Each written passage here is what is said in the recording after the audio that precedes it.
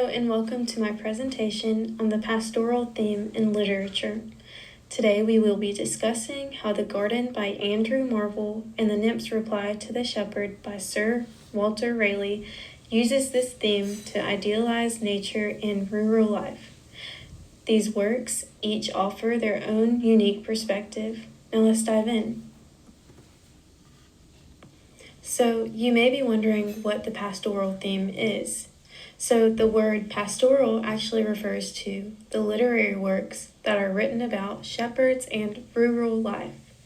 Pastoral poetry is usually highly stylized and gives an idealized portrayal of the simple yet beautiful aesthetic of the rustic life rather than a realistic representation. This theme puts an emphasis on simplicity, harmony, and the tension between nature and civilization. Some of the key terms that I'd like to focus on during this presentation include nature versus human desire, idealization, and skepticism. Now let's begin. The pastoral theme first started with writers like Virgil, who began to see rural life as simple and peaceful. During the Renaissance time period, people started to bring this idea back to somehow cope with the problems of city life. In the garden, Marvell represents nature as a quiet and peaceful place to go to think. In The Nymph's Reply, Raleigh starts to challenge this idea by showing that nature isn't actually always perfect. Both of these works are great examples of the pastoral theme and use this theme to show how people during their time thought about nature and simple living. The Garden by Andrew Marvell Overview. So, the garden actually shows the peaceful side of nature. It highlights how nature is a sanctuary away from society. This poem basically suggests that the true joy and experience of nature lies in spiritual enlightenment. Marvell praises nature's peace over human ambition and portrays solitude in nature as a path to inner and spiritual peace. A key quote from this text is, "Annihilating all that's made to a green thought in a green shade." And this quote is on lines 47 to 48. Let's take a closer look of The Garden by Andrew Marvell. So, one of the most relevant themes in The Garden is spiritual transcendence and finding harmony within nature. Marvell idealizes solitude as an escape from all the distractions and worldly desires of society. A quote that is a good example of this and that stood out to me was, "Society is all but rude to this delicious solitude," and this quote can be found on lines 15 through 16.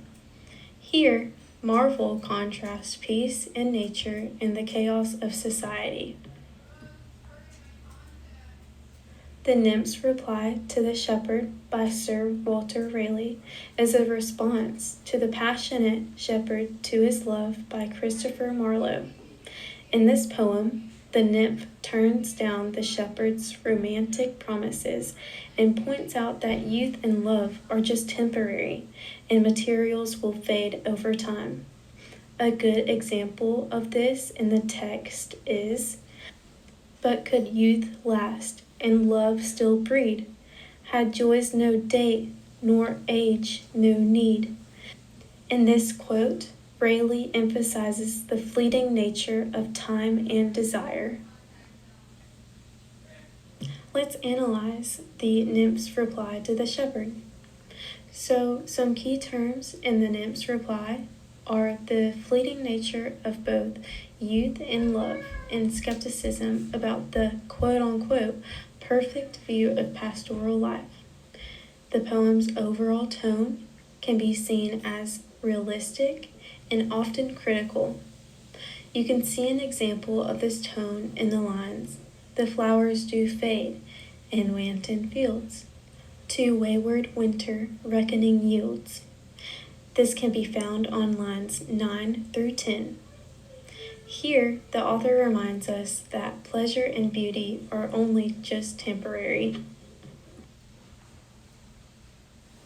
Comparing the two works. In the garden, Marvel views nature as a source of spiritual fulfillment and peace. But in the nymph's reply, Rayleigh says that nature cannot make love and happiness last forever. So, to compare these two works, they both have a sense of tension between the subjects of idealism and reality. Today, I have seen that there is a strong connection between the pastoral theme and modern relevance. As a society, we seem to balance idealizing nature with realistically managing it. Many modern films, books, media, and etc. still romanticize rural life as a peaceful escape from the urban chaos. Some examples of this in modern media today include Where the Crawdads Sing and Little House on the Prairie. Both of these show the theme by highlighting the beauty and simplicity behind nature and country living. So, in conclusion, the garden and the nymph's reply to the shepherd both use nature as their main theme to explore the real, the ideal, and human desires. Marvel's work is more of a utopian vision of nature, and Rayleigh's work makes it more of a caution. I think that this highlights nature's beauty and its limitations. The pastoral theme still resonates within the media today. It offers insights into our longing for simplicity, deeper connection with nature, and inner peace. Both of these works can remind us that balancing idealism and reality can shape our understanding of nature's role in our lives as a reflection of our limitations and dreams. For this presentation, I have relied on a few key references like The Garden by Andrew Marvell and Sir Walter Raleigh's The Nymph's Reply to the Shepherd. I also reference examples from modern media to connect the pastoral theme to contemporary works, which were Where the Crawdads Sing and Little House on the Prairie. I hope that this presentation has offered you some fresh insights into the pastoral theme in literature. Thank you guys so much for watching.